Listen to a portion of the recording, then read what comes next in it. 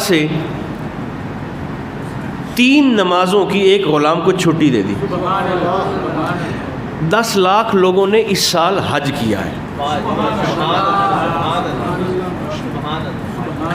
اندر بڑے بڑے اولیاء بھی ہوتے ہیں, بڑے بڑے علماء بھی ہوتے ہیں حج کرنے کے لیے, بڑے بڑے فقیر بھی ہوتے ہیں.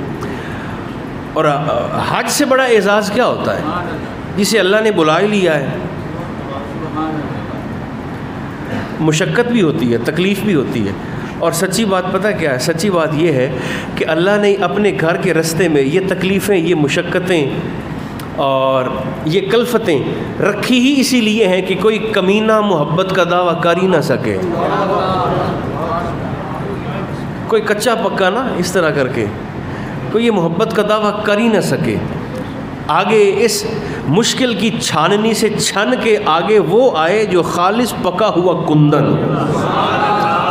تو 10 لاکھ لوگوں نے حج کیا ہے, اپنے اپنے وطن سے پیسے خرچ کر کے عبادت کرنے کے لیے وہاں پر گئے ہیں. مگر مجال ہے 10 لاکھ لوگوں میں سے کسی نے بھی مزدلفہ میں مغرب کی نماز پڑھی ہو. احرام میں ہوتے ہیں, باوضو ہوتے ہیں, وقت بھی ہوتا ہے, کوئی نہیں پڑھتا. اور اگر کوئی بھولے سے پڑھ بھی لے تو اللہ فرماتا ہے تیرا حج تیرے منہ پہ ماروں گا. مولا تکبیر وہی ہے, نماز وہی ہے, میں تو احرام میں کھڑا ہوں, تجھے ہی اکبر کہا ہے, تجھے ہی سبحان کہا ہے, تجھے ہی عظیم اور اعلیٰ کہا ہے, جھکا بھی تجھے, سجدہ بھی تجھے کیا, نیت بھی تجھے کی, تو قبول کیوں نہیں؟ فرمایا یہاں جب میرے نبی نے نہیں پڑھی تو کون ہوتا ہے پڑھنے والا؟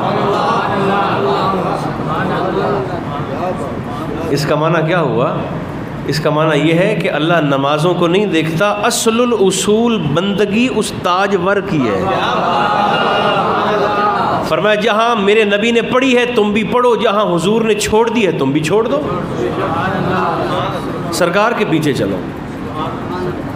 تو آقا نے نمازوں میں اس شخص کو رعایت دے دی. جبریل بھی نہیں آئے کہ حضور آپ تو پڑھانے کے لیے آئے ہیں, آپ رعایتیں دے رہے ہیں لوگوں کو. نہیں, جبریل نے نہ آ کر اور اللہ نے جبریل کو نہ بھیج کر مجھے اور آپ کو بتایا ہے کہ سارا دین حضور کے قدموں کے گرد ایسے گھومتا ہے جیسے حاجی کعبے کا طواف کرتا ہے.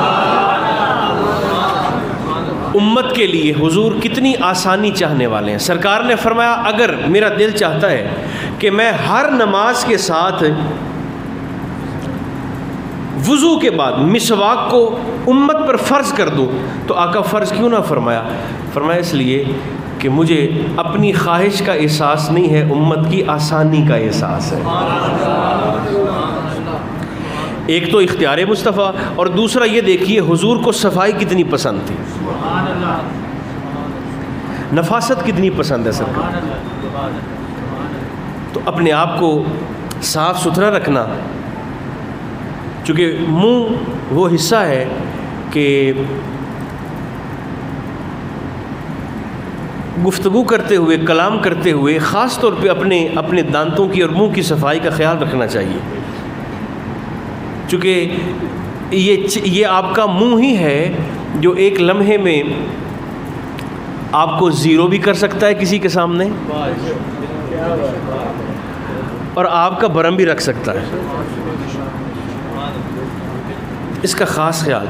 مدینہ میں لوگ تھے سارا دن مزدوری کرتے رہے, تو عرب کی گرمی تھی, نماز مغرب کا وقت ہوا تو اسی طرح پسینے والے کپڑوں کے ساتھ, لباس کے ساتھ سرکار کی مسجد میں آ کے تو نماز شروع کی. اب ظاہر ہے بشری تقاضے ہیں, جب پسینہ ہوگا تو پھر تعفن اور بدبو بھی ہوگی. تو آقا کی طبیعت نفیسہ پر ناگواری گزری. سرکار نے سلام پھیرا اور حضور نے نام تو نہیں لیا لیکن سرکار نے مطلقاً فرما دیا, فرمایا کیا ہی اچھا ہوتا اگر لوگ نہا کر میری مسجد میں آتے. تو خوشبو, صفائی, نفاست اور نزاکت ہمارے مصطفیٰ کو پسند ہے, جس کا خیال کرنا چاہیے. امت پر سرکار نے یہ آسانی فرمائی کہ مسواک کو دل